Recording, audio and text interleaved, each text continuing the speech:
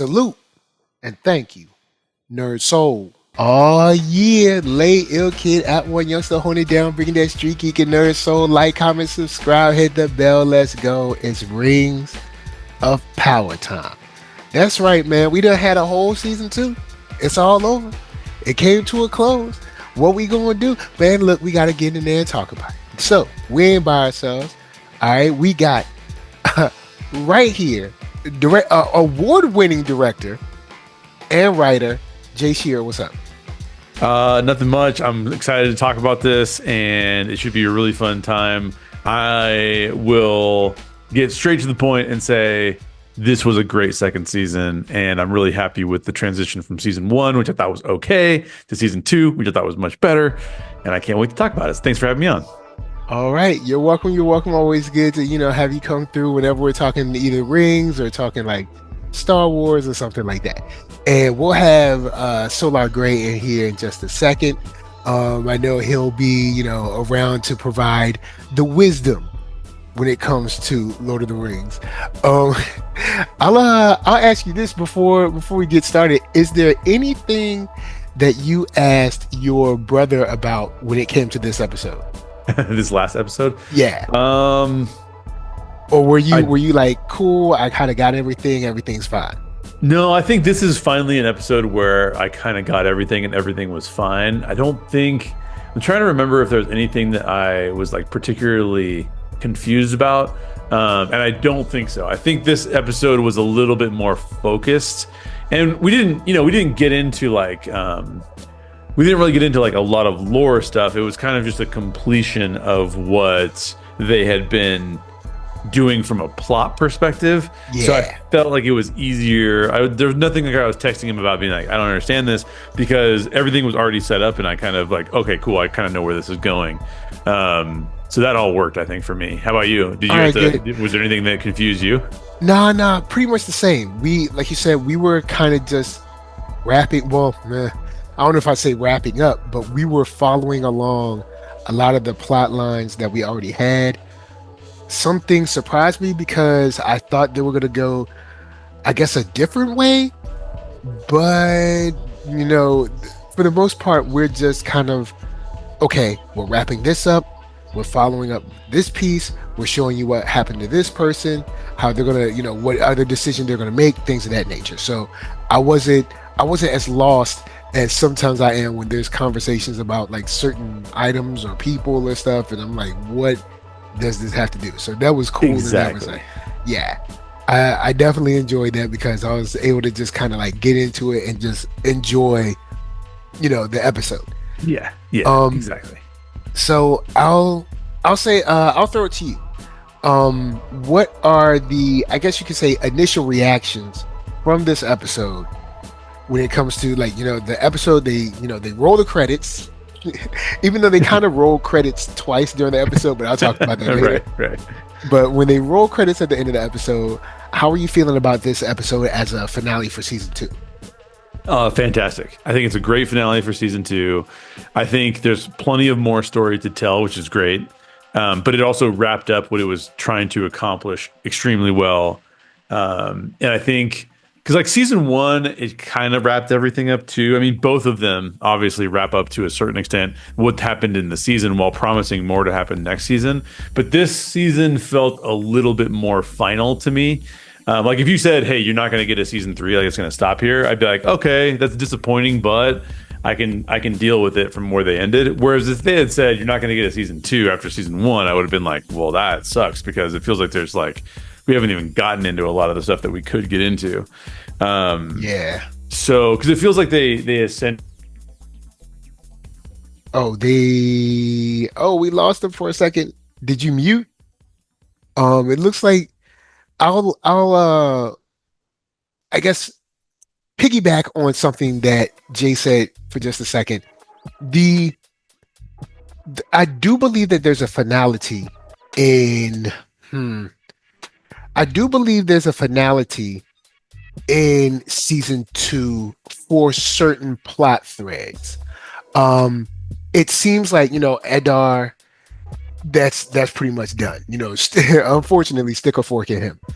To a certain degree, the low men when the Númenóreans came in, the low men, to a certain degree, I feel like that's kind of tied.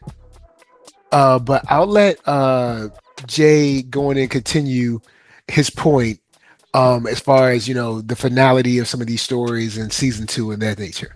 Yeah, sorry about that. I don't know what happened. It just Jeff Bezos decided he didn't want any more of my commentary. He just shut me down. Yeah, hateration.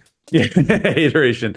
I thought that. So where I was going with that was I thought that the like Sauron is still for sure active, but and obviously he's going to have the rings now. Obviously, he's been able to procure those, but at the same time, like he has been stopped to a degree from what he was trying to achieve. He didn't achieve it all, so he has to go back into another round of like planning and fighting again.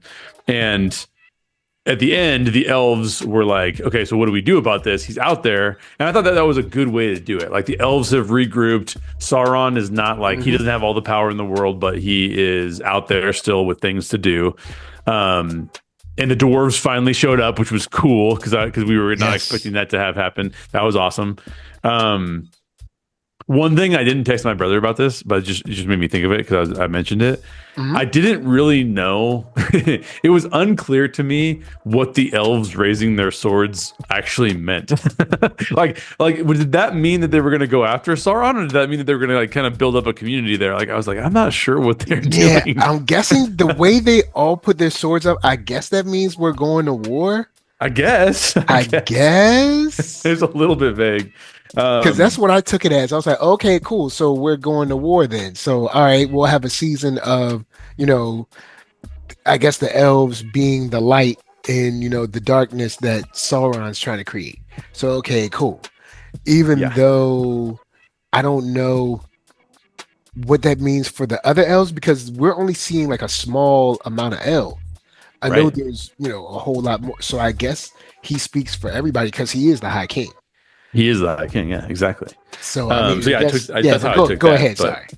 But yeah, no. That's pretty much it. I mean, like, I think I thought it was kind of funny that there were like 4 different endings. I kept thinking it was going to end, and it's like, oh, this is classic Lord of the Rings. Like, you have to have like 10 different endings before you finish everything.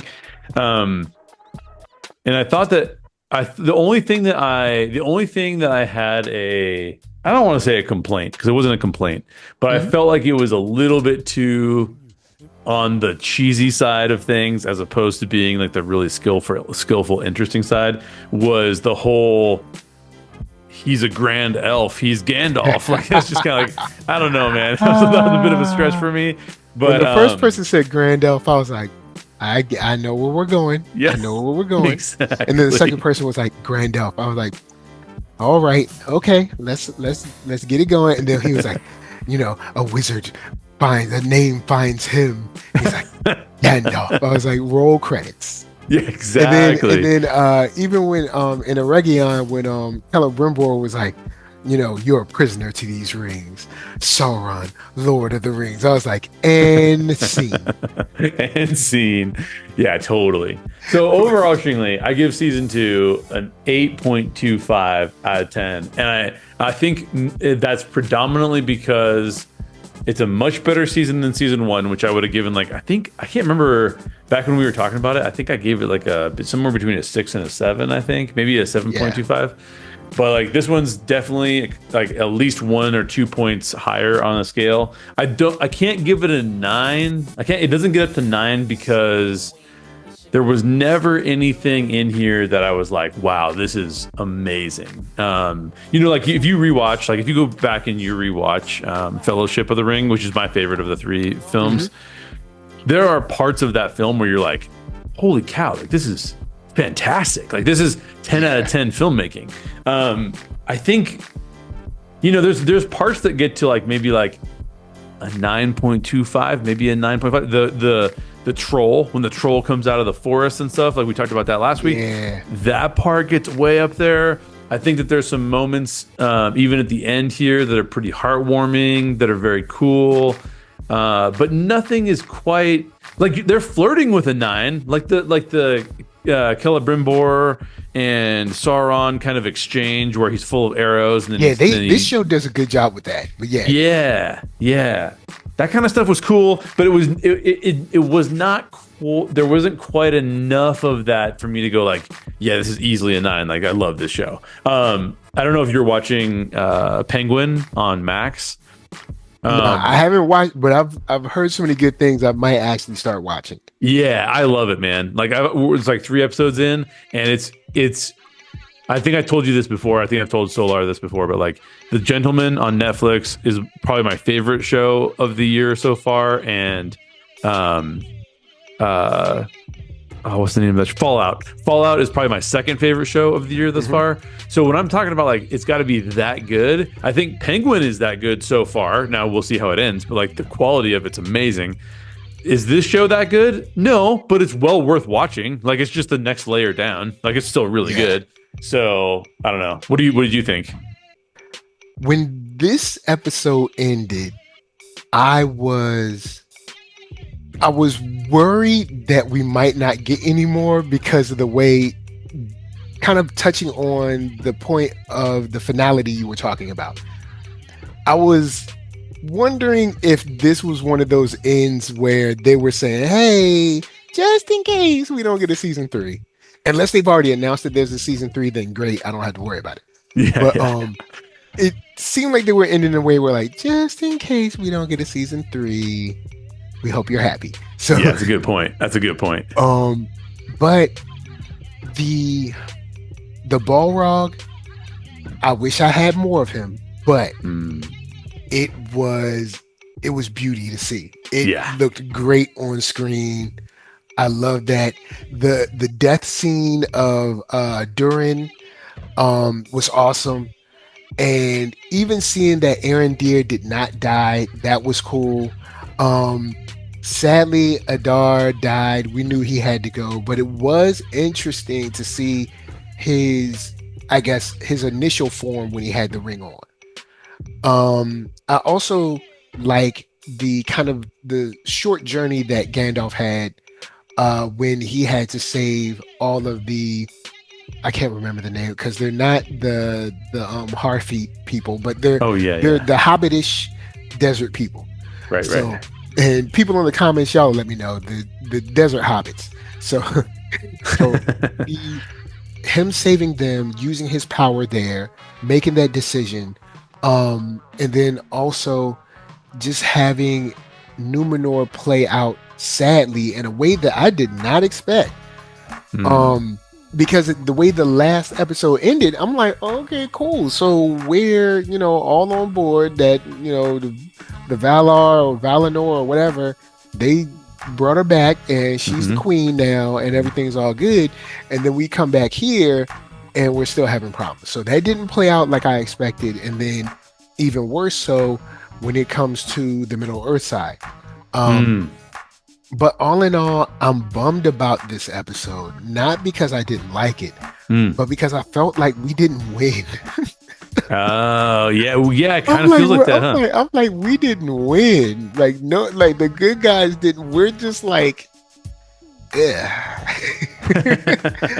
Like, we didn't win. Like, I'm looking, I'm like, okay, so Sauron's out there. He has his whole army. Galadriel, yeah, she's still alive, but she got hurt, badly. The elves are kind of, on the mend. The men aren't even ready for what orcs are about to do. They're, like none of the good guys are winning right now. Yes. So that was I was kind of bummed about that. But as a story, as these characters interacting with one another, I thought this was awesome. I really dug it. I'm somewhere like 8.5, something like that. I'm in that realm, somewhere around that too. So yeah, I feel the same. This show has been way better than season 1. Like I said before, I think season 1 they had to give us our veggies Yep. which I get, but you don't have to just take them. You don't have to just take them off of the produce shelf and just put them on our plate. Like you can, you can grill the veggies, you can roast the veggies, put a little like salt and pepper on them or something, some smoked paprika. Like you can freshen up the veggies just a little bit. You were just like, here it is. I bought it straight from the store. I didn't wash it or anything. Just it's on your plate. There you go. But now this season we've gotten a chance to actually get into like the meat of these characters and learn so much more through their interactions. And a lot of times they either show and don't tell, or they tell us but through a conversation between two characters, which is cool. So yeah, I'm somewhere 8.25, 8.5, something like that. I've really liked it. I wonder if it'll be my favorite show I don't know if it'll be my favorite.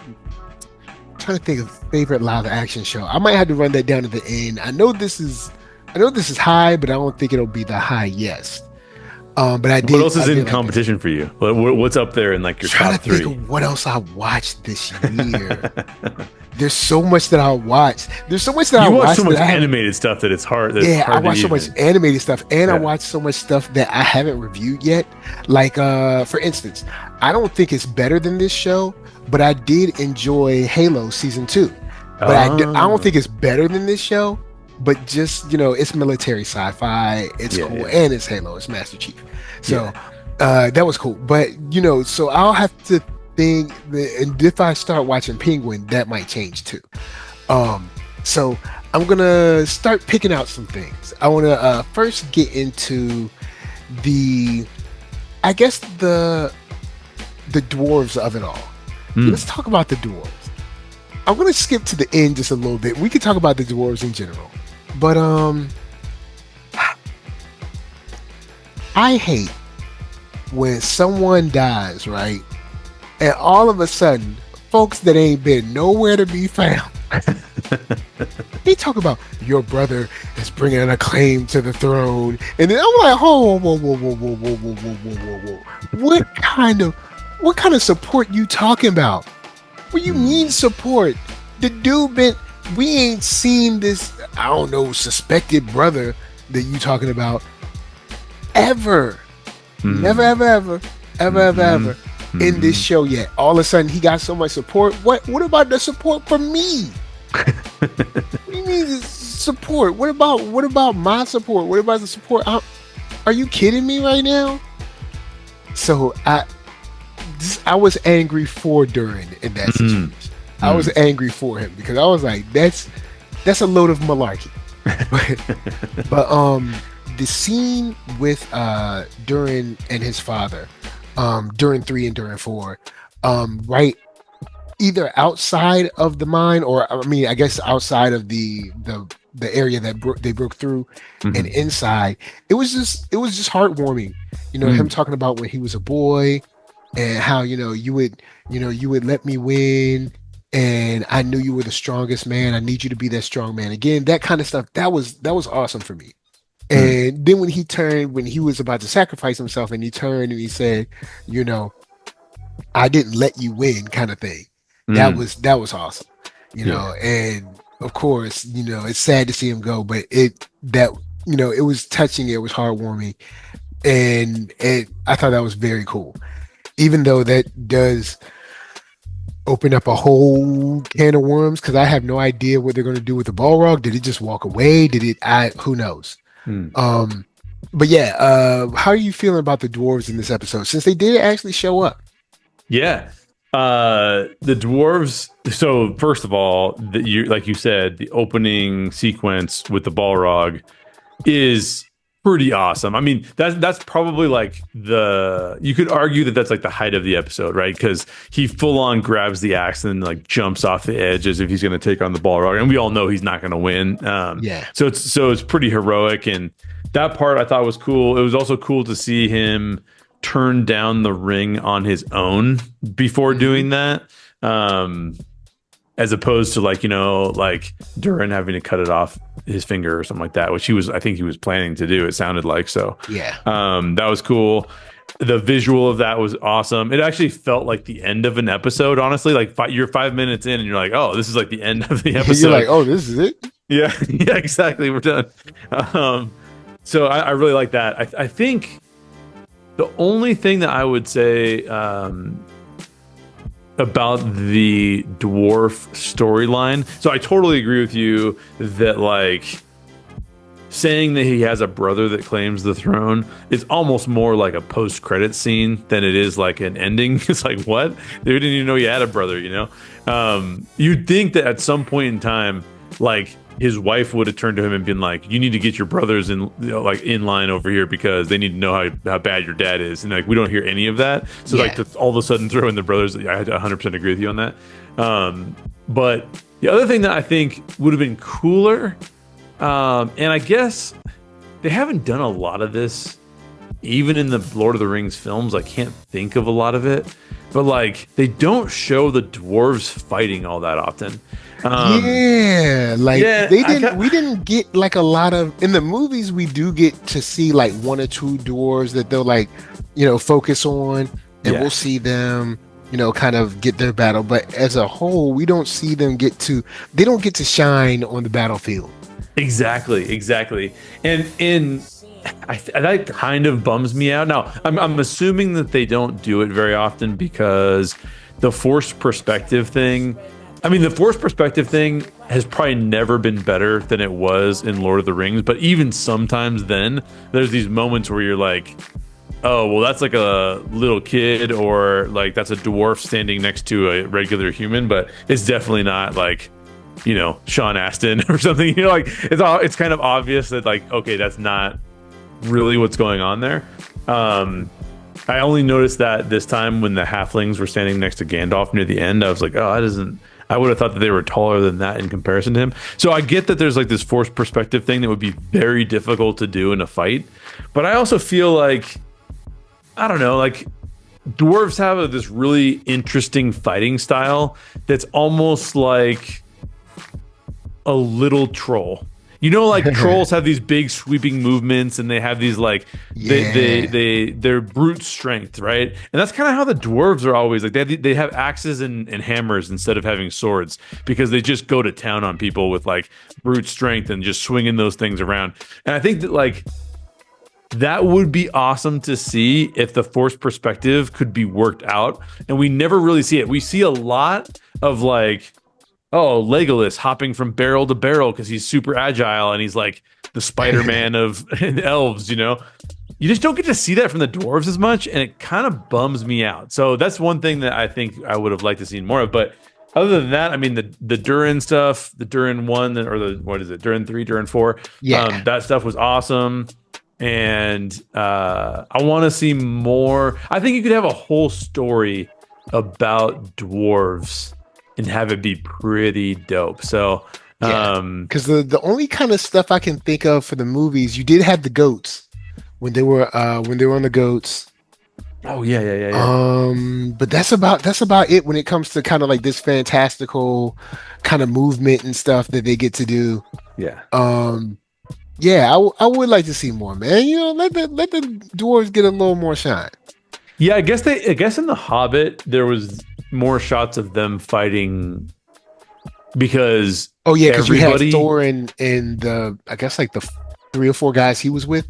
Yep, and you didn't have to have forced perspective as much because all those guys were supposed to be basically the same size as Bilbo, and then like, so they were oftentimes fighting like orcs and stuff, which you can get away with forced perspective a lot better. So I guess there was some there, but those are kind of less memorable movies than the Lord of the Rings. And the Hobbit didn't really.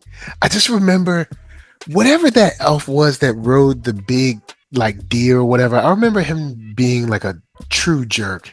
Whatever his name was. I don't remember. I know who you're talking about. I don't remember his name at all. Whatever his name was, he was like a true jerk. But yeah, so That's funny. oh man, so I want to talk about Númenor because Númenor is that thing that kind of bothered me. Give me your perspective on Númenor and how it played out, because I'm thinking that we kind of solved this problem last episode, and then we come back and I'm like, why are we dealing with these people still? Yeah. Yeah, just because that guy looked at the Palantir again and then got some kind of wisdom or something how did that actually go? Like I never really understood what were they trying to claim happened in that moment. Like she used some kind of witchcraft or something to get it. Like what was the accusation that made it so easy to turn everyone back around? He came up with this trumped up document saying that basically she worked with Sauron to be able to pass the test or whatever. Right, but we don't even get to see the document. Yeah, no one questions the document whatsoever. That one guy's like, I don't know about this document. This document might be BS. And they're like, well, you're arrested, so it doesn't matter. No one. I don't know. It just seems there's no one to stand up for the other side. It's just like the Queen and like I don't know, Isildur's pops by themselves. That's it. And everybody else is just like, well, the faithful, but all of those, and this is not to be mean, but all of those are like clergy. Like they're not fighters. Yeah, exactly. They're not fighters. So I mean, they just kind of steamrolled all those people. I know.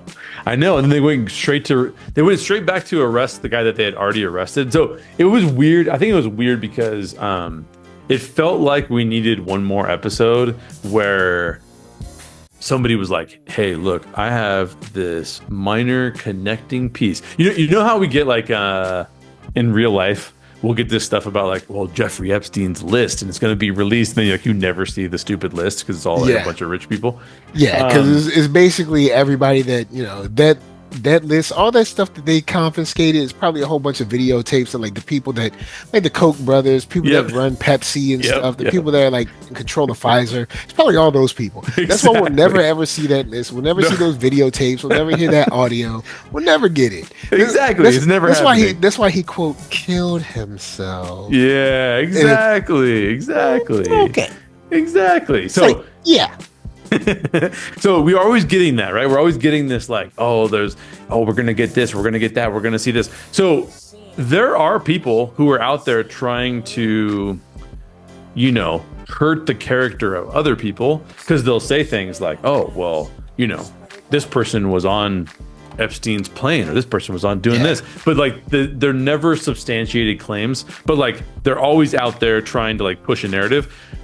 It felt like we needed an episode or a portion of an episode, maybe it's a portion of episode 7, where they're like, we made this connective piece, like she ran in to Halbrand in this room at this time, and that kind of proves that she's with Sauron, and then showing them like getting support from other people around the city, because this really did feel like, and what is it, episode 6, I guess, where she defeats she faces off against the sea monster and wins, and everyone's like, yep, she's the rightful queen. Yeah. Was it 7? Okay, so I think it was 7. It's a turn of like one episode. It's like right back to like, let's just like pretend that didn't happen and we'll just go right back to this document. And there's no like, we don't see the document. We don't know what the evidence is. I don't remember her ever being around Halbrand. I mean, she probably was in episode 1 and I think they came to Galadriel and Halbrand came to the Queen's court. That was it. You always have a better memory. It's not like they had a one-on-one chat or something. Right. And I mean, even if they did, it was so short because I think essentially Galadriel came and she was like, we need space to do this or build something. And then the Queen was like, and that was pretty much it. Yep. Oh, and also in Númenor, the whole thing with coming across the sea with the low men. All right. I know we need characters like this in this show, but Kemen, it's time for him to die. I'm tired of him already. Also, okay. Several things with that I think. Now, again, I'm complaining about these things not because I think that they're like horrendous to the story and I was like super offended by them, but like what I'm actually saying is, like, what is going on here and why were not different choices being made? Like, because I felt the same way about that. Like, here's a group of people, the low men or whatever, who with Isildur literally got in fights with the other humans, the Southlanders, who were supporting Adar, and like literally got into like significant, ferocious battles with those guys. And then they're gonna turn around and like have these guys that aren't even fully outfitted in the best armor. Like if you notice, like those guys' armor is like second-rate armor, like compared to the guys who are back home in Númenor. And everybody in that town was like, "Okay, cool, you can rule us, I guess." Yeah, they just rolled over. Yeah, it was crazy, man. It was crazy. Like, can we at least have a skirmish? Like, yep. Oh, Isildur, man, come on! You're killing me, man. Like. You don't let those sniveling guys like this, like, oh, I can't stand him. Yeah. Pharazôn and Kemen, both of them are just oh, it's 100% true. Yeah, I stand either of them. Yep. And I'm ready for them to die. Yeah, totally. Or at least be jailed for like ever, something like that. I don't know. Just because he's walking around like you know what I'm saying? He's just walking around like nobody can touch him, and you know the just sheer arrogance of like just well, what you don't know is the queen isn't the queen anymore, ha! And it's all my daddy's doing whatever he wants, ha ha ha! It's like sniveling, like just hit him with anything, a stick, your fist. I don't know, just kick him, just do something. Well, and on top of that, this guy, yeah, and on top of that, like they go through a pretty compelling.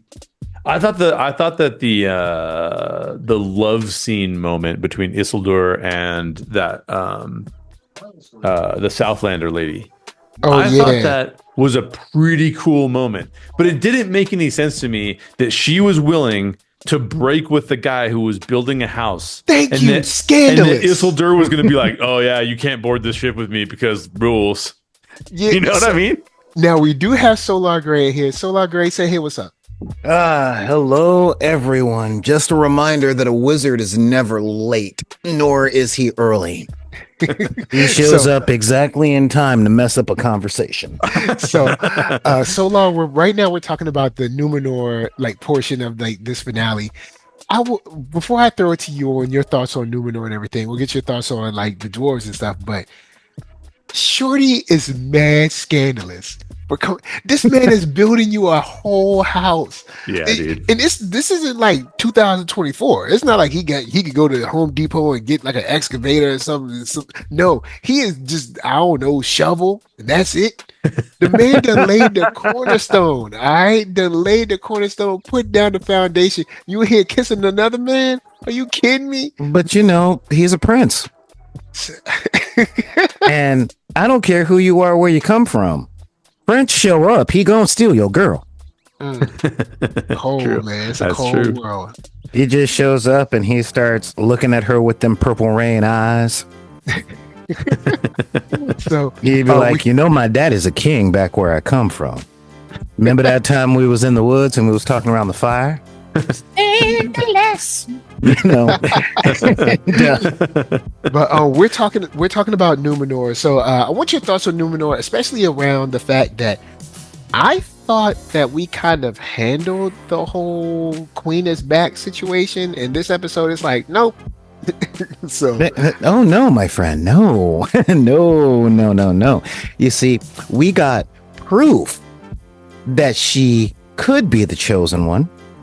All right, but you know, even in like fantasy stories with wizards and dragons and all that stuff, they still have a line, and there aren't very many stories where you could be where the people who are fanatic about the bad guy can see an act of providence from the gods themselves and be like, you know what, we was wrong, we'll go with this person. No, they double down. Oh boy, it's frustrating because, like I said, I can't stand Pharazôn or his son. I'm like, it's just the sheer arrogance of both of them is, and I mean, at least I just can't stand them. But anyway, another thing about Numenor is we did see, I believe they called the sword the White Flame. And so that, I wanted to ask, this is one question I did have. That is the NERDSoul. sword that... Yes. All right, cool. So Yes, that's it is the NERDSoul. sword that cuts off the fingers. Yes, it is NERDSoul. Ah, Okay. Oh, that's okay. cool. All right, Because I was looking, because- I was like, that looks like the same sword. I was like, I don't want to say so yet, but I think it is very much NERDSoul. Remember, I forgot the name. What was the name? Anduril, Flame of the West. Forged from the shards of NERDSoul. So yeah, that is the sword. That is the sword that we know is gonna break. And that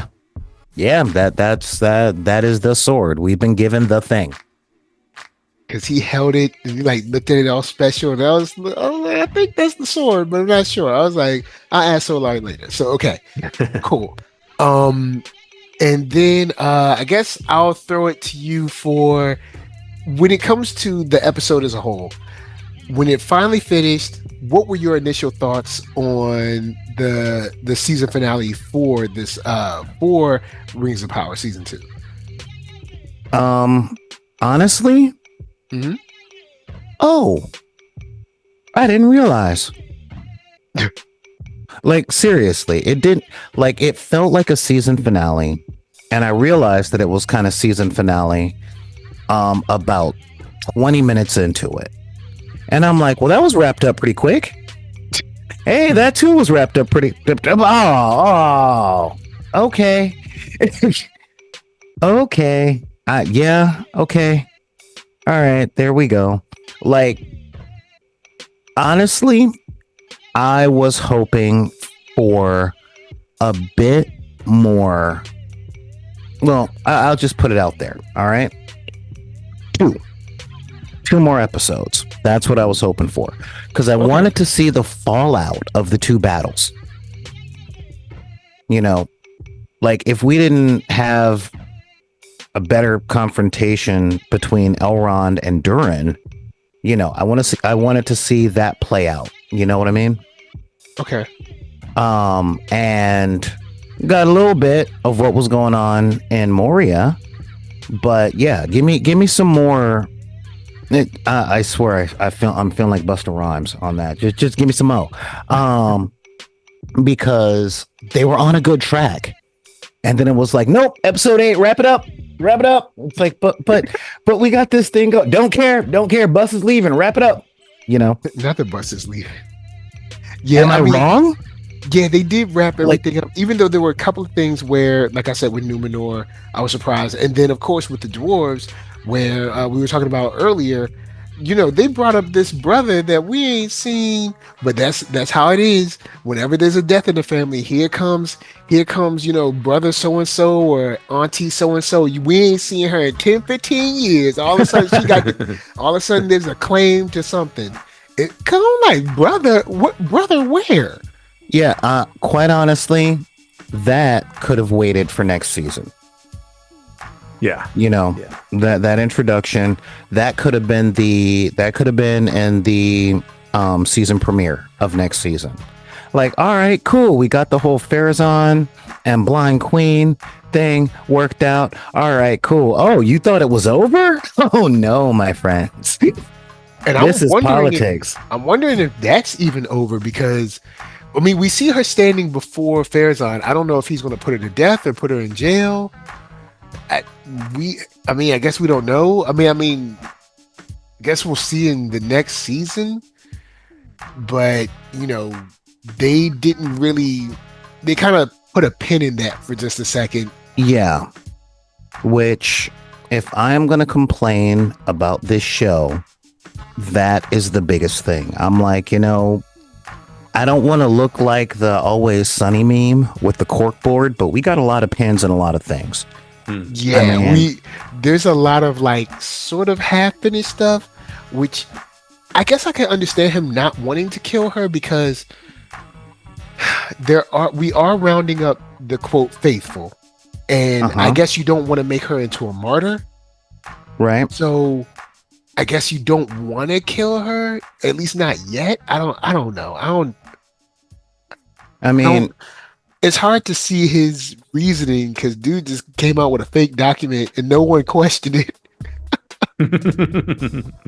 yeah. He's like, see that? That says Sauron and that says the Queen. There it is. Come back next season. But what I will say, no, like I said, I showed up exactly when I meant to, but I do have questions. Like, did you talk about the part that you know I was going to want to talk about, or did you wait for me? The Balrog? No. Not the Balrog.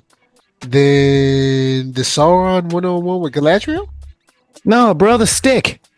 Oh, we haven't talked about Stick. Okay. No, we haven't talked about the desert hobbits yet, and the Gandalf, the Grand Elf quote. Who's looking for his Gand? Yeah. Oh boy, roll credits.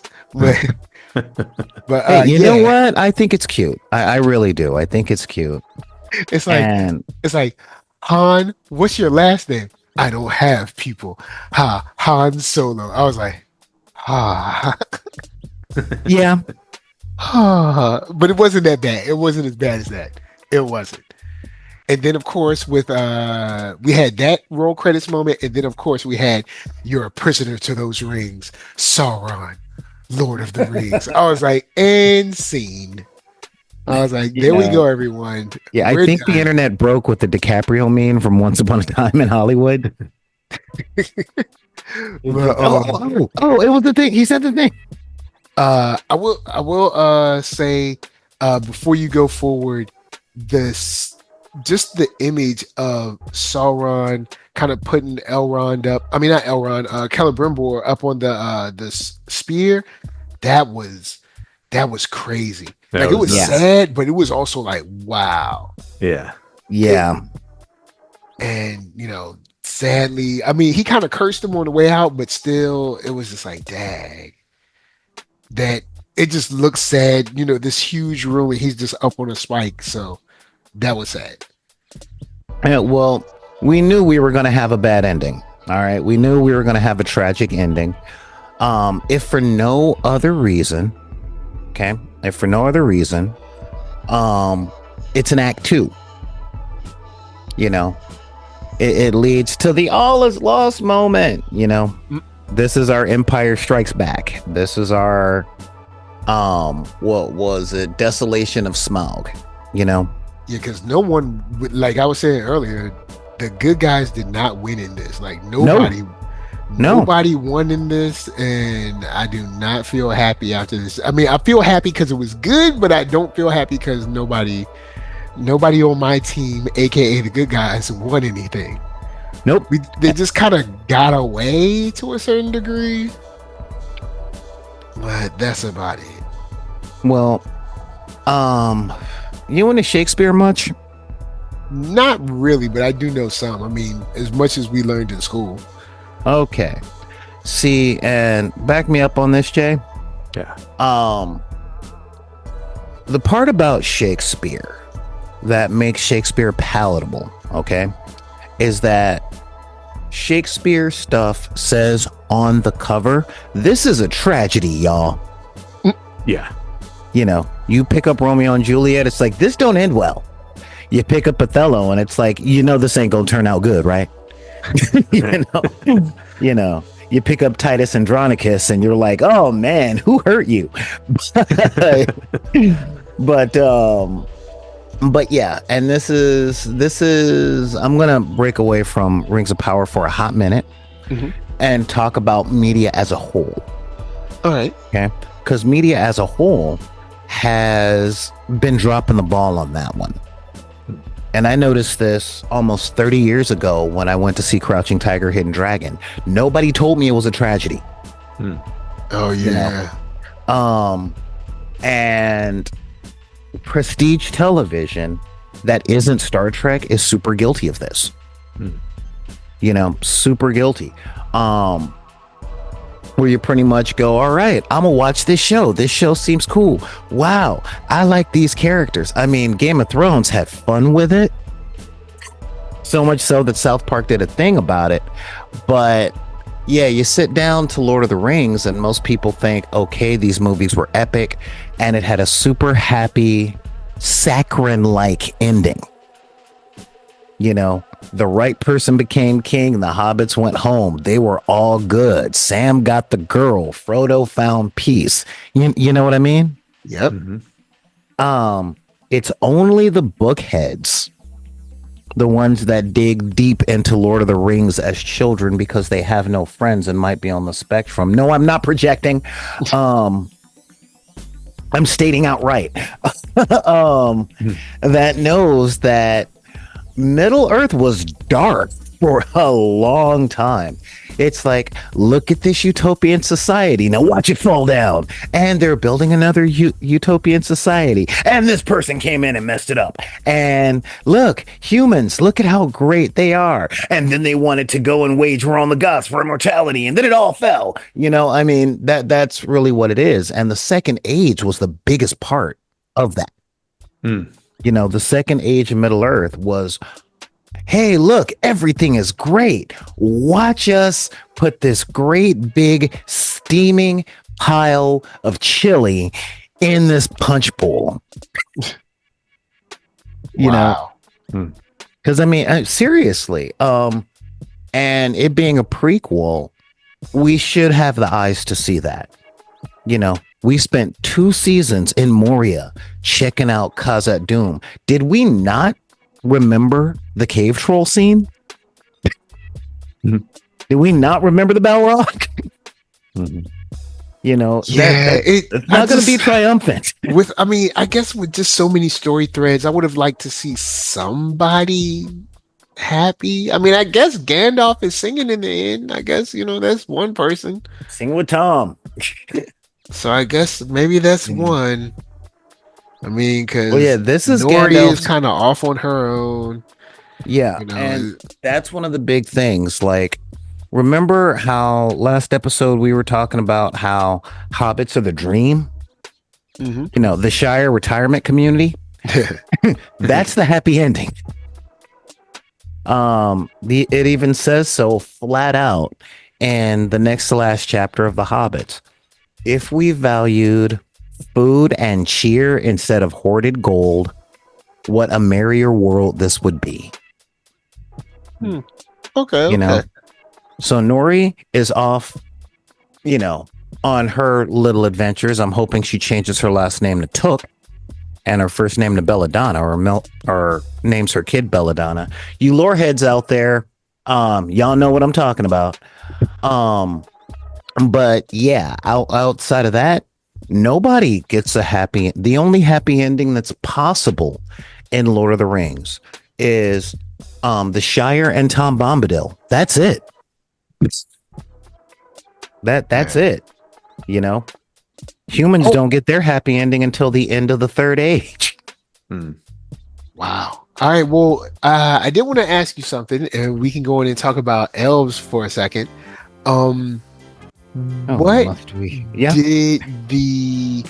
What did the raising of the swords mean from the elves? Does that mean that we're going to war, or does that just mean like we're going to stay here and put down our flag or something? What's the difference? Well, I mean, staying here and putting down our flag is more like, all right, we're going to hunker down and stay right here. We're going to war means like we're chasing after Sauron and we're going to destroy him. Well, help me, because it's been a few days. Who was the one that raised their swords again? The High King. It was Gilgalad, Galadriel, and we're gonna talk about that little fight scene with Galadriel. And it was Elrond. Arendir. It was Arendir. So those four up there, I guess they're the new council, sort of, I guess. No, what you were looking at in that moment was the formation of the last alliance of elves and men. It was sort of it was a declaration of long-term war, saying, yo, we got each other. We got to get this dude out of here. All right, cool. You know, it was the elves saying, we're not getting on the boats and going away. We are here until Sauron is gone. Okay, cool. Now, another lore question for you. Since this is Gilgalad with, I guess, that group of elves right there, and I don't really know, like the map stuff, like, a lot of the lore people do.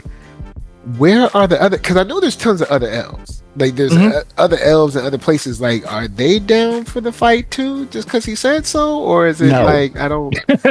No. We saw, but he's the High King, so don't they have to do it though? He's the High King of that faction. Oh, so there's like other. So each place got their own High King. Yeah, see, I thought the High King was like over everybody, and then each group. He's over everybody that stays on Middle Earth. Oh, okay. Okay. But essentially, he's the High Elf Middle King. So in Lord of the Rings, elves come in a few flavors. Okay. The two main flavors are the High Elves and the Wood Elves. You feel me? Yeah, because the Wood Elves is Legolas people. And your favorite character? Oh boy, not the dude with the deer or whatever. No, I actually mean your favorite character. The one you hated to see go. Oh, who? What? Aaron Deer? Because he's still here. He's still. Well, he's still here, but I hated to see him go in the last episode though, because I thought he was dead. Yeah, no, he is one of the elves of the Greenwood, i.e., wait, was it? It was the Greenwood, which later on becomes Mirkwood, but he's one of Legolas's people. He's under that king. Okay. And so that's why he has all the skills. Huh? Yeah. Because I guess those elves train a whole bunch of like. Cool, it's a different set of skills. Okay, it's a different set of skills. The Wood Elves are the ones that hunt and track and running, jumping, climbing trees, putting on makeup when you're up there. That's the kind of thing that they do. The High Elves are the ones that are guiding men to build a better planet, and they throw down. Don't get me wrong, but you can look at Gilgalad as the philosopher king in Washington, D.C., where the Wood Elves are the special forces. Okay, got you. Okay. So at least we know that we're going to war. Hopefully next season we get a lot of battles, along the way, because I think that would be cool. And plus we've got a lot of the basics information out of the way. We know who the players are. Now we can just kind of get to it. Now we can watch the game. Now, do y'all think that this is going to end with the fall of Sauron? Well, because doesn't he stay in power all the way until? That's what I'm asking. Yeah.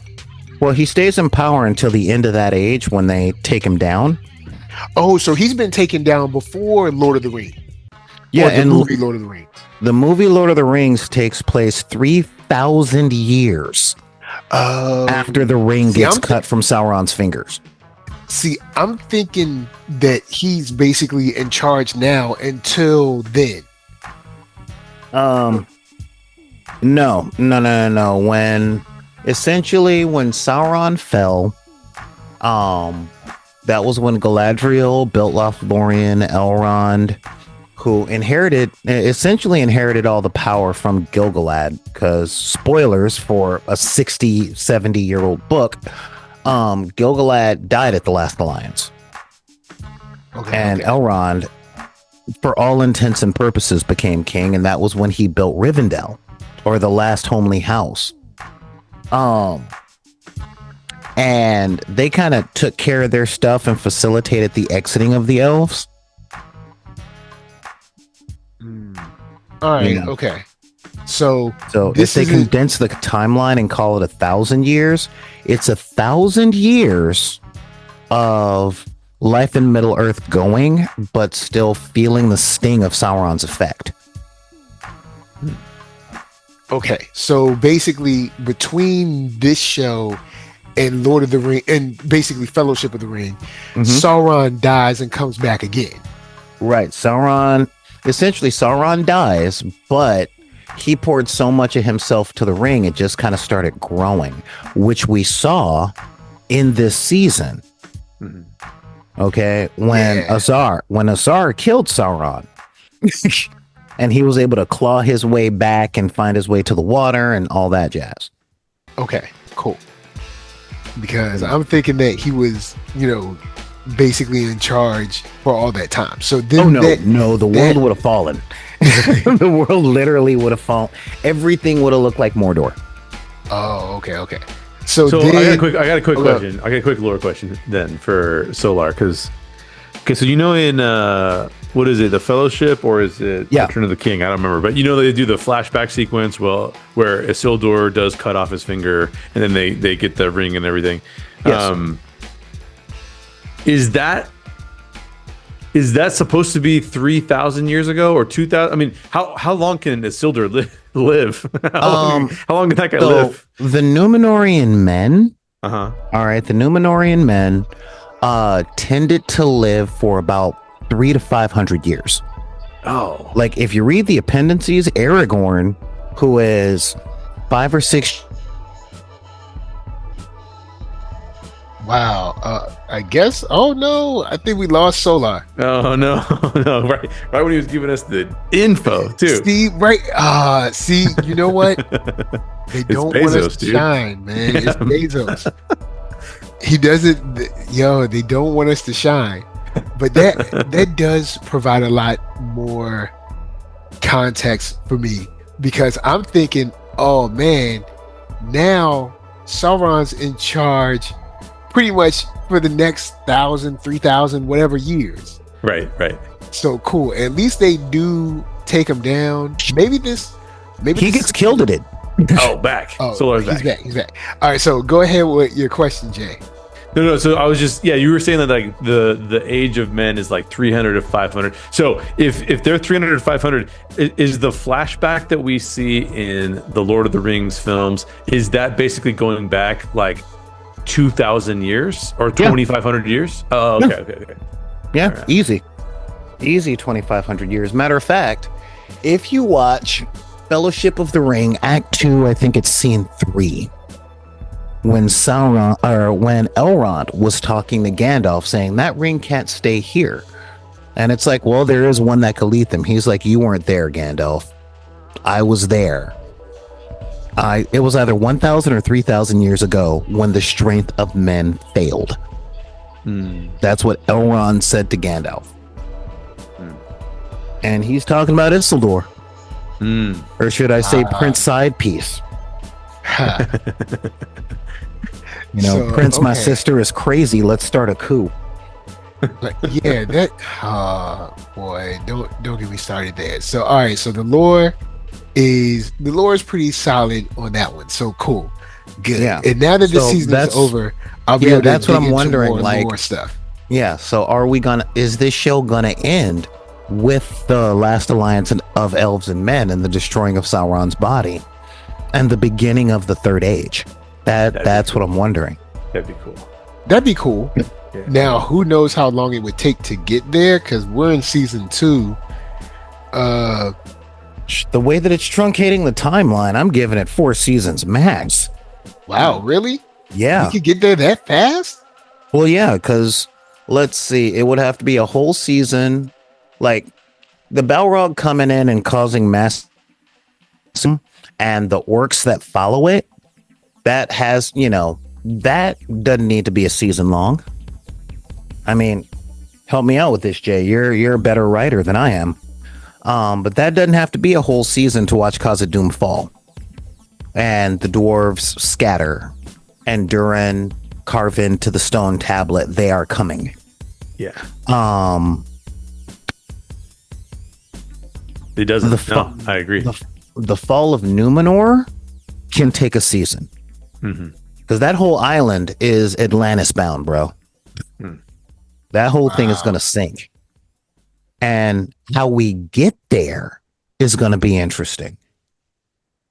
Because we're looking at the politics and we're looking at the at the exchanges on the political side of the running of Númenor.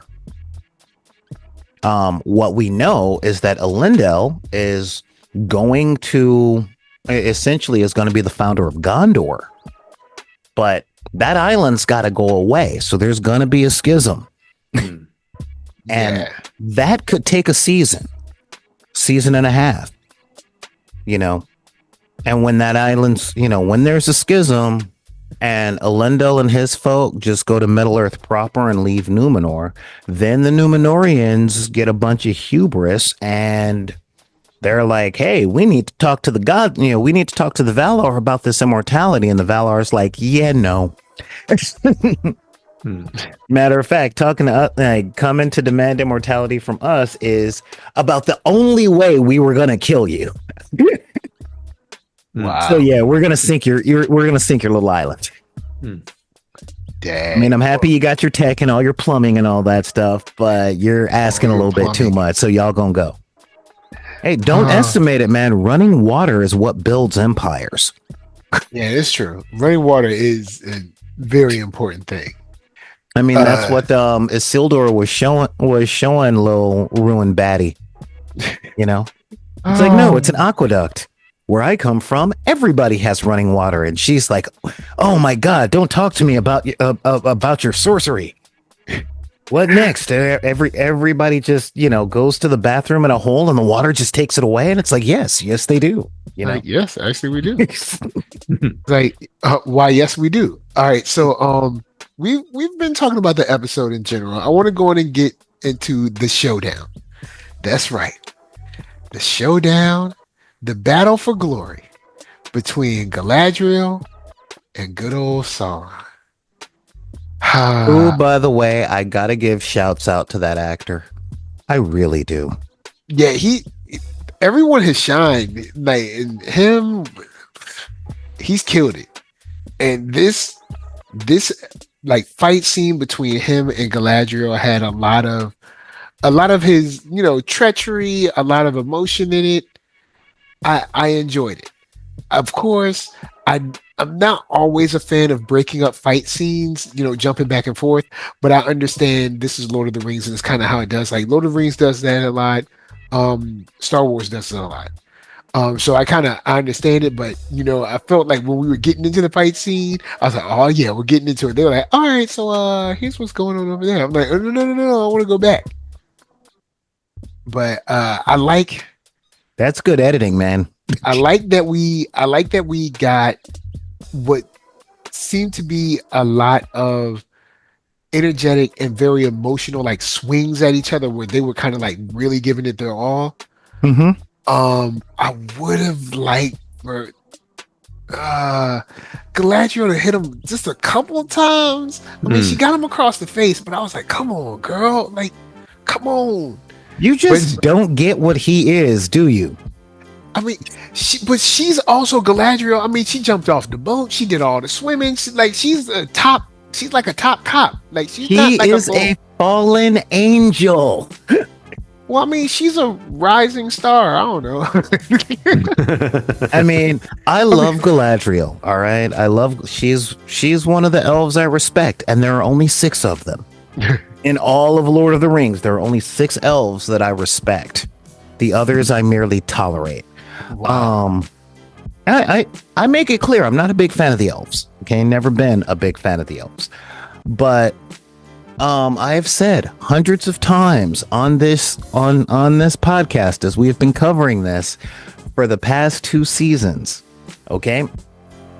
Sauron is the same species and a little more powerful than Gandalf and Sauron and the Balrog and Radagast. I mean, he is literally a fallen angel.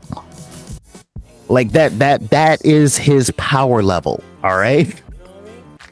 All right. So Galadriel going against him is literally Android 13 going against super mega, my hair takes up half the screen Goku. Oh, what's that? Super Saiyan 3, I think. I think 3 when his hair gets that long. But anyway. Yeah, I mean, seriously. I hate to put it out there like that, but it was nice to see her stand up to him. I was I was just hoping she would have like, maybe jabbed him in the gut one time or something. But I mean, Like, yes, hey, I she do got her understand. sucker punch. She got her sucker punch in, and that's why I got to give. his cheek. Yeah, I mean, that's why I got to give it to that actor, because he is really good at conveying this isn't even effort for me. Yeah, Action. he was kind of just toying with her for a second. That's why I was like, come on, girl, like, come Well, on. He was kind of toying with her because he still wants to hit it. Really? Nah. Well, number one, everybody wants to hit Galadriel, but we talked about that last episode. Yeah, But they made that very clear in the first season when she figured out who he was, and he's like, "Be my queen." Come on, because girl. he even said it in this one. He was like, "You'll light the Middle Earth or something. That's my queen." And I'm like, "Boy, are you crazy? You trying to kill people?" But I did like the scene. I thought it was cool. Them changing sort of locations a little bit, jumping down, like getting knocked down off of rocks and stuff. So I thought it was nice. I thought it was like well played out, well mapped out. It was just interesting for me to watch. So I dug that. I dug that a lot. The showdown was cool. Sadly,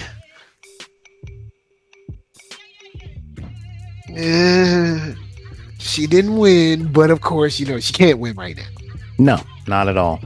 And we have a show to produce. Hopefully we get a season 3. I don't know if they announced the season 3 or not. I haven't seen that they have, but they might have, and I just didn't see it. I think I think they're gonna get it. So, Jay, Yeah. but let's talk a little theory craft, because I know where I think season 3 is really gonna go. All right, cool. Yeah, you know what? We've been on for over an hour now. So yeah, theory time. Let's get into theory time. Before theory time, I have one more question for Solar. Okay. Okay, so, and by the way, we could do a whole hour about tragedies because I love tragedies, and Honestly, I was born to play Aaron on stage or on film. I really was. Yeah.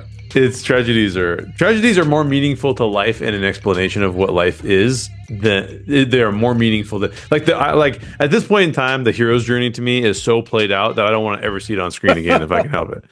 But anyways, I digress. So Anatar was like, okay, let me start over.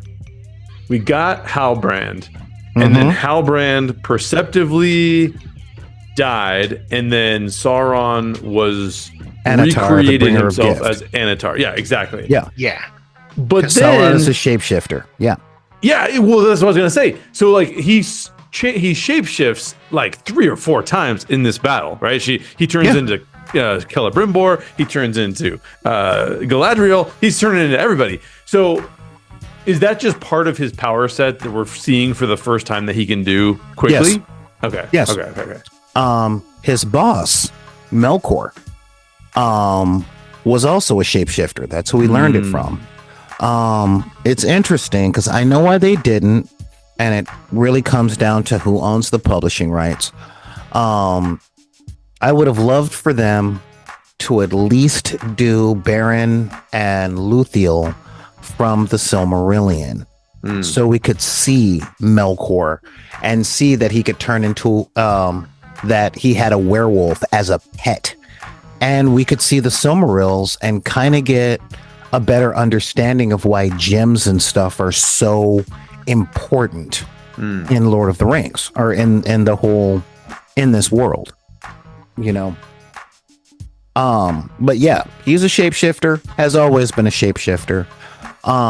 It goes with his major skill set, which is manipulation. Okay, I mean, essentially he's got the whole demigod suite, but just check your Catholicism. All the angels can do everything that we can imagine, but each one of them has a job. They have a department, and with that department they excel. Okay.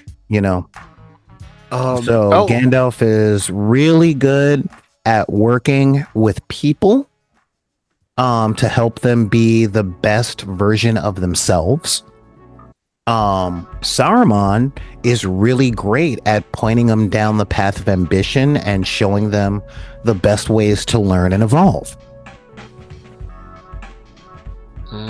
You know, which is why Gandalf put together a team of everybody, and Saruman built machines. Gotcha. And siege engines. You feel me? Gotcha. But they could both throw fireballs and do the levitation thing, and you know, the greatest wizard battle since Willow. You know, that kind of thing. Shouts out to Willow. All right, so I do want to talk about season 3 real quick, because we actually do have a quick statement from there was a statement from Jennifer, and I hope I'm pronouncing her name correctly, Jennifer Salk, from MGM Studios, you know, Amazon and all that stuff. Basically said, obviously the Rings of Power season 2 had very different marketing levels and all that, but that being said, over 55 million people at this point have engaged with the season, and 150 million people as a whole. And if you look at the long-term trajectory, which is how this company looks at an asset like this, that this is a long-term investment in the franchise, and with that many people, I think we're looking good, and I feel very good. I mean, I feel really good. I think we all do. And then regarding the 50 episode commitment to this show, she said, I don't think anything is going to change. That commitment never drives the company fully, and we'll continue to make the show as long as we see the global customers loving it and watching it, which we are. So obviously we need a large amount of people showing up, and there are a large amount of people showing up. So there's no debate about whether or not the show will continue. So that's from the horse's mouth. So basically, Amazon is like, look, hey, people like it, and a whole bunch of people like it, so we're going to keep on making it. So a whole bunch more people like it than are complaining about it. Yeah, true. It's like a whole bunch of people like it, so it's all good. We didn't get Solar's scale of 1 to 10 rating on season 2. Oh yeah, what's your rating? Yeah, we already gave ours. We got to hear yours. You want my 1 to 10 rating, not my poker hands, huh? Oh yeah. Give us the poker hand and then the 1 to 10. Yeah. The poker hand this season was a low 4 of a kind. Okay, this was a 4 of a kind numbers. All right, so we're talking like 4 8s. You know. Okay. Yeah. Which is a real good hand. It'll win, but it can be beat by a lot. You feel me? Yeah. Yep. You know, I was able to talk to someone about this show, and they watched season 1 and they were like, nah! And I'm like, season 2 is so much better. So much better. Season 2 as a whole, I would tell any ringer, watch the last 3 episodes of season 1 and then watch season 2. You know what? That's actually not a bad idea. Yeah, that's awesome. Because season 1 was eating your vegetables. Yeah. But the very first thing I tell them is get the movies and the books out of your head. This is a retelling of the story through the eyes of a different crew in a different medium. All right. I make it very clear all the way across the board. I like each medium for what it is. I'm not one of those purists that are like, don't change anything from the book, because my imagination has a bigger budget than any production studio. Like any production studio. You know, in my imagination, the Balrog is actually made up from demons made of fire, and they're writhing and reaching out on every square foot of its body. That will cost $50 million to animate. Yeah, but I can have that in the book. That'll be a pretty penny, you know. But the fact of the matter is, it is a very decent telling of the truncated version of this part of Lord of the Rings history as shown in the appendices. And with all the ringers out there, and that's our name, you know, we're the ringers, we're the Lord of the Rings lore people.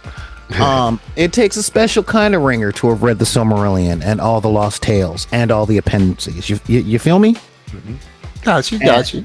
You know, and so since I'm not the type of person that read it and looked at it like a punishment and said you're not a real fan unless you put as much time and effort into it as no, please, no. For what this is and what they're working with, and this might be my entertainment side coming out too, they are doing a very good job given what they have permission to make. You feel me?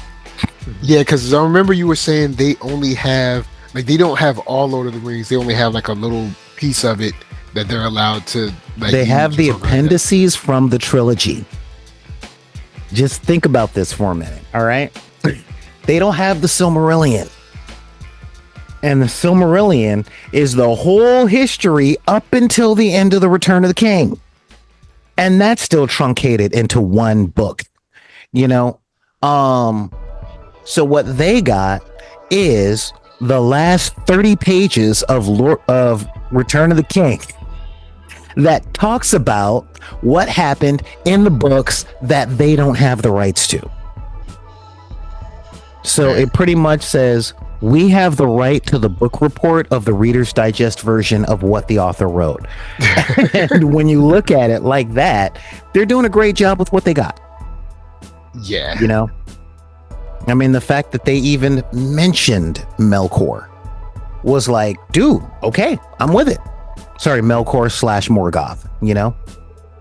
Because if you think Sauron was bad, the dude that made him was a menace. But he's definitely never coming back, right? Oh no, he gone. He gone. Like gone. Okay. You know, he is in darkness. That is where he is. All right, cool, good. Yeah. I mean, he's gone.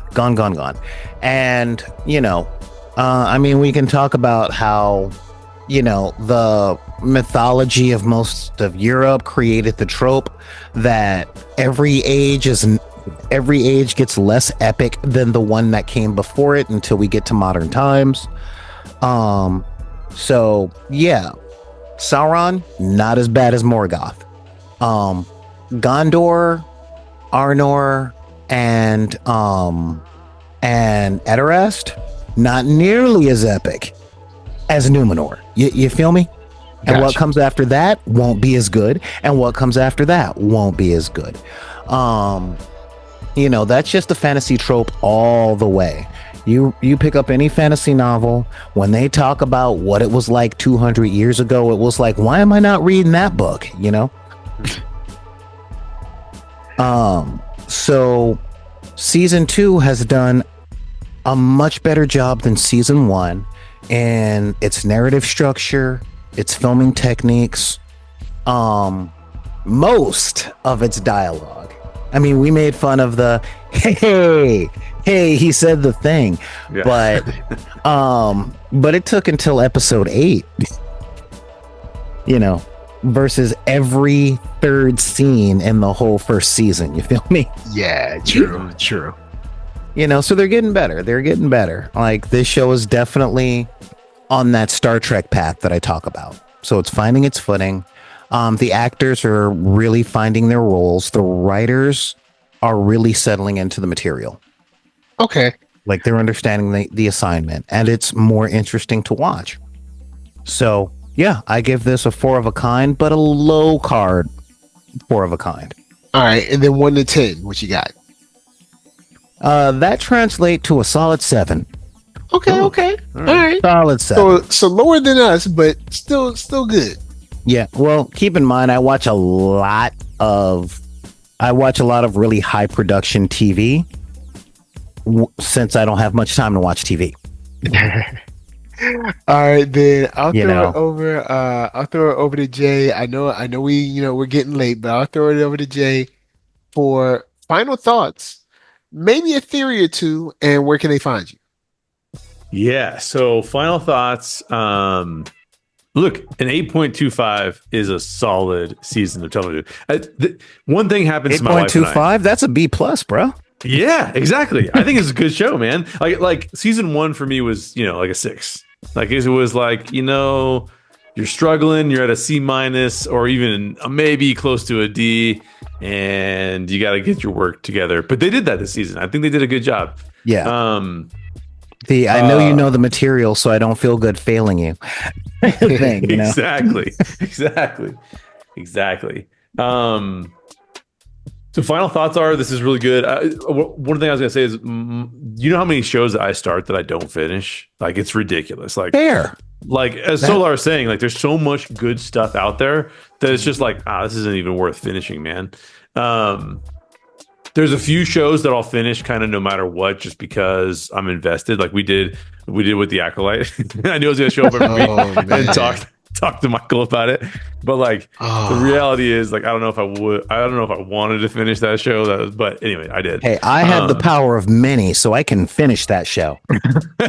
Exactly. That was a tough show. That was a tough show. That was a tough one. So I'm not one of those people who has like these hot takes that like, oh, this show is garbage or this show is trash.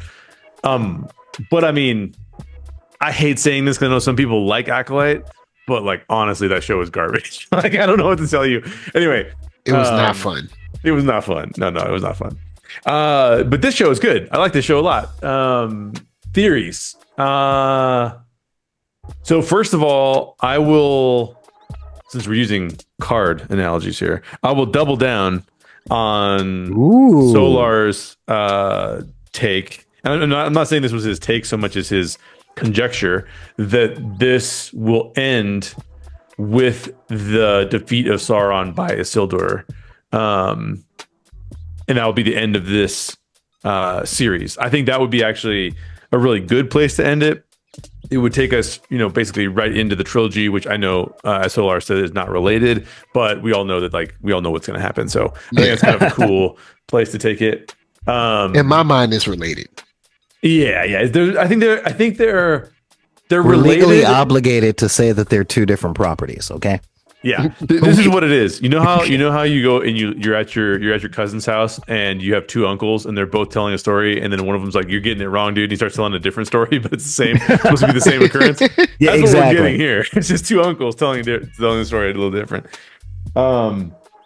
So I think what would be really cool is, so speaking to tragedy, right?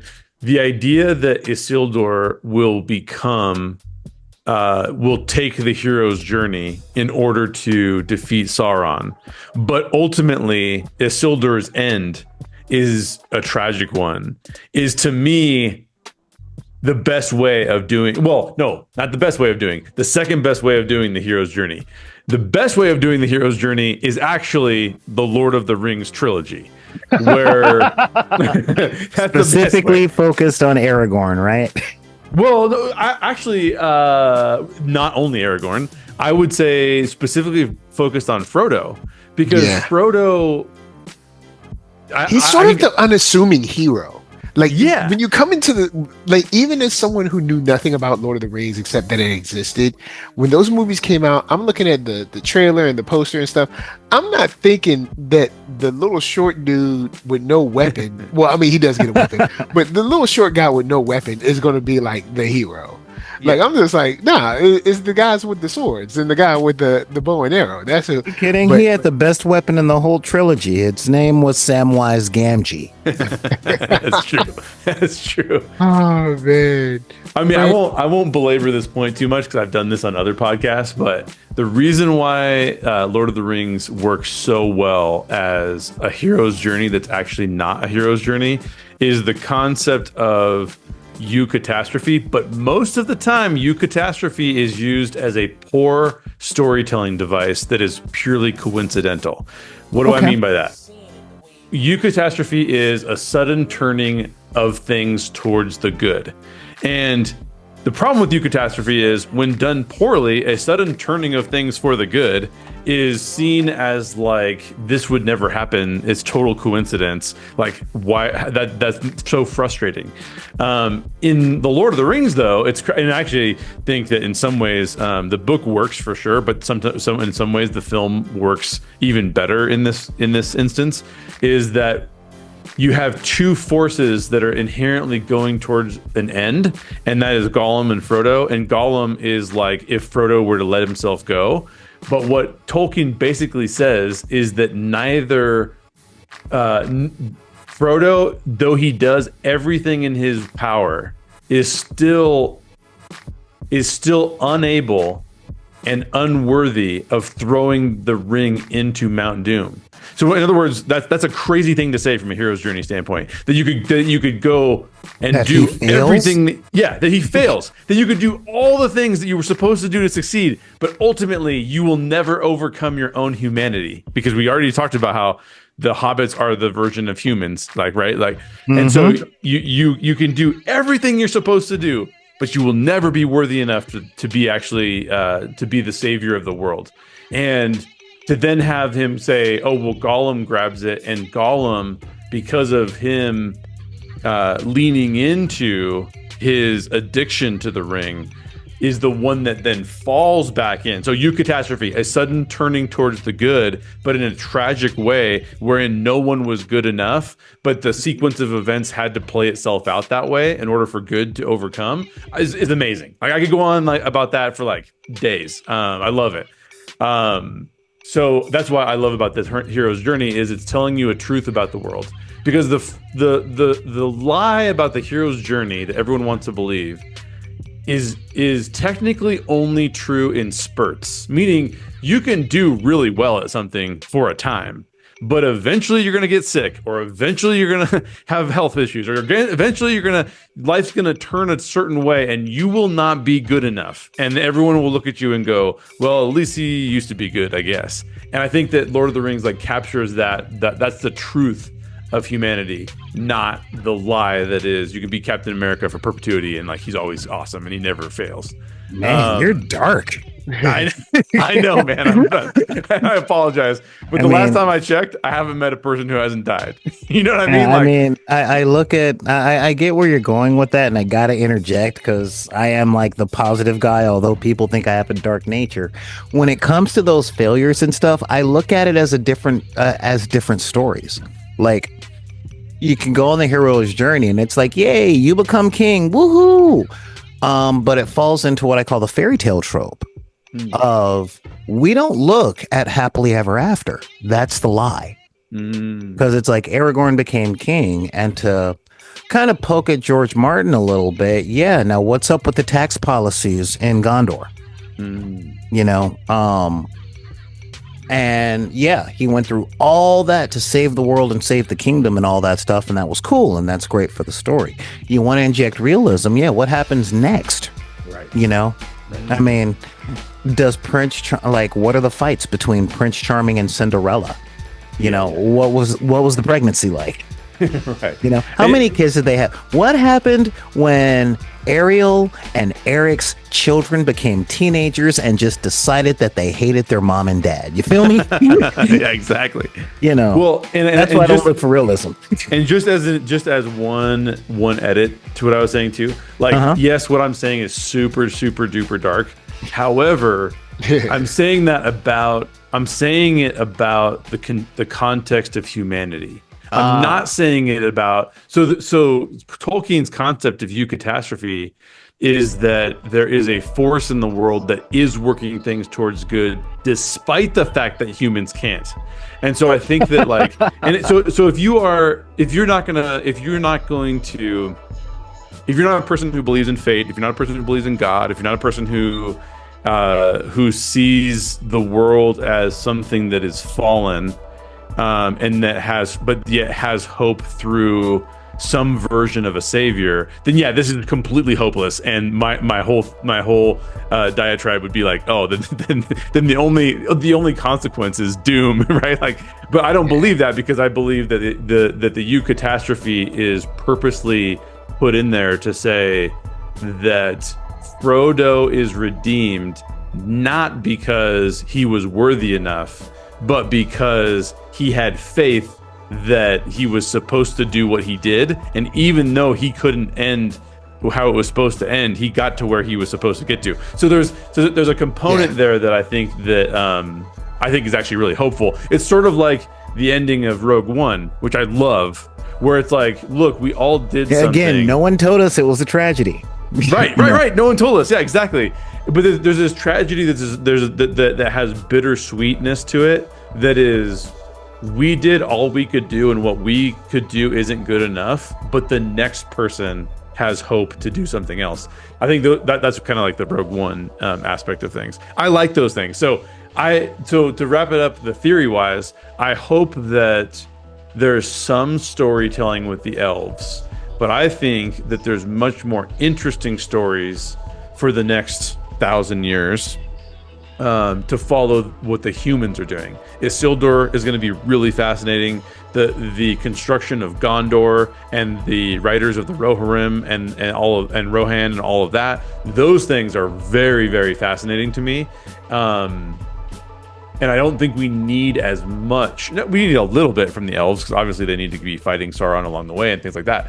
But I think that the 9 rings are what becomes more interesting to me. So my theory is, let's go down that path as we move forward. And then just finally, you can find me on YouTube, How Stories Work with Jay Sherer. It's pretty much all you can. I mean, you can find me on Orange Grove 55 as well. We're going to do a Story Geeks episode next week on Inside Out 2, phenomenal film. So you can catch me on Orange Grove 55 on YouTube, or you can catch me on How Stories Work with Jay Sherer, or if there's another Star Wars show, you can catch me right here on NERDSoul. Oh man. Okay. Same for you, Solar. Final thoughts, maybe a theory or two, and where can they find you? Final thoughts is this show is really picking up steam. You can be all over YouTube like I am and see, I don't want to call them hot takes. I will say the profitable opinions of this show sucks and I'll tell you why. Yeah. But they're out there. They're definitely out there. Oh yeah, in abundance. But so last week I watched a movie reaction, because those are I'm not gonna call them my guilty pleasures. Those are the main things I watch on YouTube. And I saw a first-time watcher of Willow last week. And when they ended the movie, they're like, that was delightful. And it hit me. We don't have a whole lot of delightful stories in the mainstream anymore, you know? And when I say mainstream, I mean that get pushed in press and all that stuff, you know?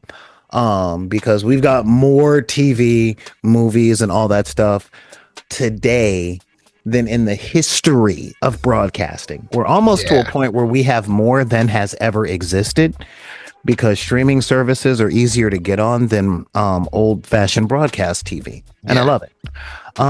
Yes, you know, gatekeepers still exist, but there's so many gates. It's a lot easier. Exactly. That is a great way to say kind it. of be seen. Like one of them is going to let you in. I mean, shoot, you even got Tubi if you really want to, you know, you really want to get on. Yeah, exactly. Like somebody's going to let you in. You just got to finish something. So that's hopeful for me. But with this show, it is good. That's where it is. Like season 2, it was good. You know, it was good in the same way TGI Fridays is good when you're drunk. You know, it was good in the ways that sometimes you just, look, I that's kind of my point. It's not bad. You know, it's not bad. Yeah, if you're sober and it's lunchtime, it could use a little salt, you know, could use a little zhuzh, but it's not unpalatable. You feel me? You know, it's not like that questionable Brazilian place from Bridesmaids. And people are very hyperbolic about entertainment nowadays in the same way that when your uncle, your granddad, or your dad was drunk and they would ask for your help building stuff and everything was wrong all the time. You know, that's really what it seems like. And this show was fine. I mean, it's absolutely fine. And if you like the Lord of the Rings world and you want to see something other than the cartoons from the 80s, and you've watched the Pete Jackson trilogy over 100 times, and you've watched The Hobbit over 60 times, this is a nice something else, you know? I'm like, we ain't eating good, but we ain't starving. And that's where I'm at with the show so far. Now, my particular theory for season 3, if they were smart, they would focus on those 9 rings, because he got the rings. He got all 9 of them. Now he's got to give them to the kings of men. And we have to see those kings become ring wraiths. We have to see them fall. And in order to make that, I forgot all about that. that's the whole point of the last 3 episodes of this. Like, give me the 9. I need the 9. No, I forgot about them becoming ring wraiths. Yeah, that's what happens to them, you know? And in order for that to have decent narrative cohesion and any chance of emotional context, we have to see those kingdoms. We have to see at least 2. I'll go as far as to say at least 3 of the kingdoms, so that we can see the 9 kings of men, because we haven't even seen 9 kingdoms of men. You know? No, we haven't. So where do these kings come from? What are their lands like? What are they ruling over? What was the psychological chink in their armor that made them fall? With dwarves, we know it was greed. So what was the thing with people? You know? And people are diverse. They hit every single thing, you know?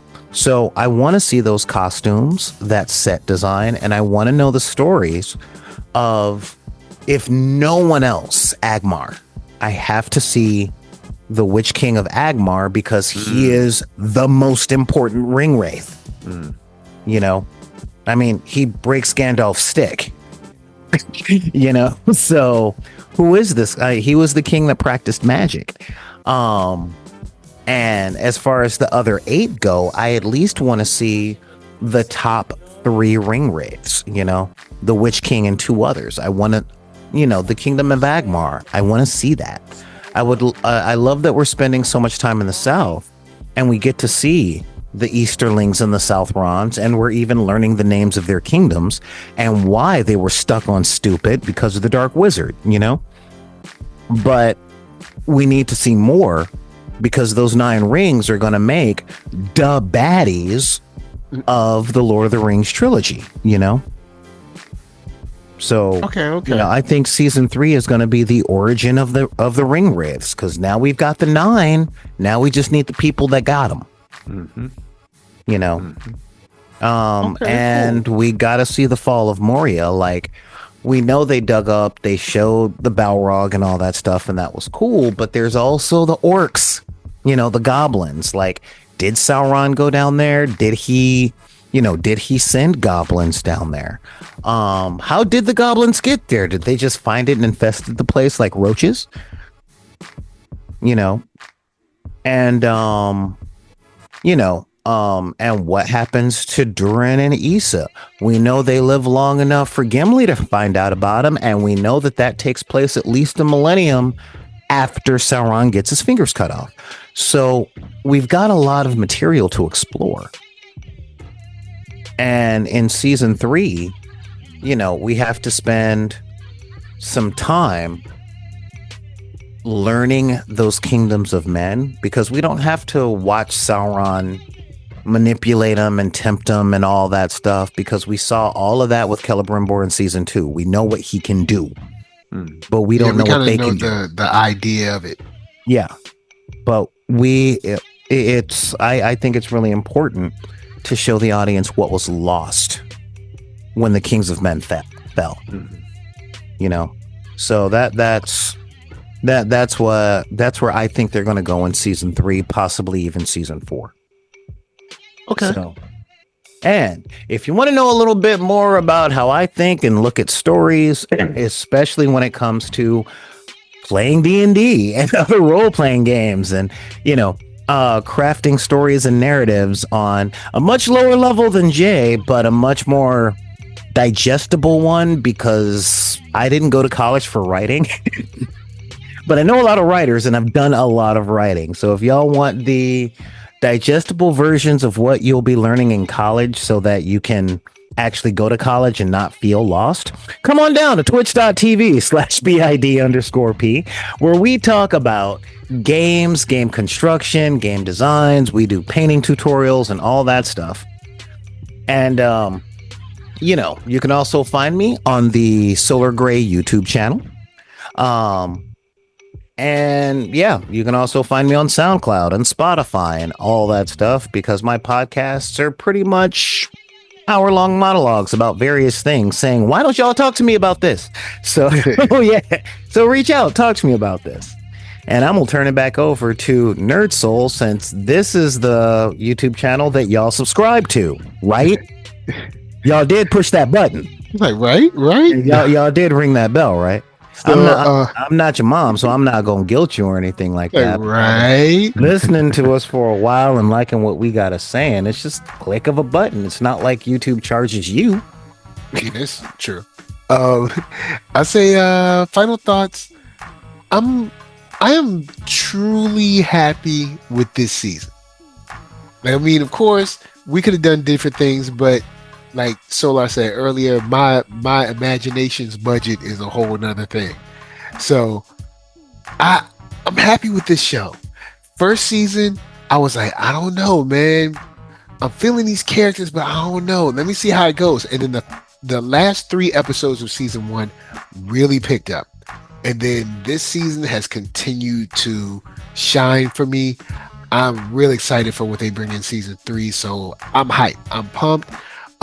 Theory, I think season 3 will probably have the dwarves siloed off, because there's going to be a, you know, kind of like a sort of like a battle for power between the brothers. I don't know if it's just one brother or if there's more than one, but it seems like it's just one. But anyway, I figure a battle of power between the brothers for who should be the king, who is the rightful king, and then hopefully we get some battles between the elves and the orcs, because they're kind of like trying to track down Sauron and, you know, basically really take him out.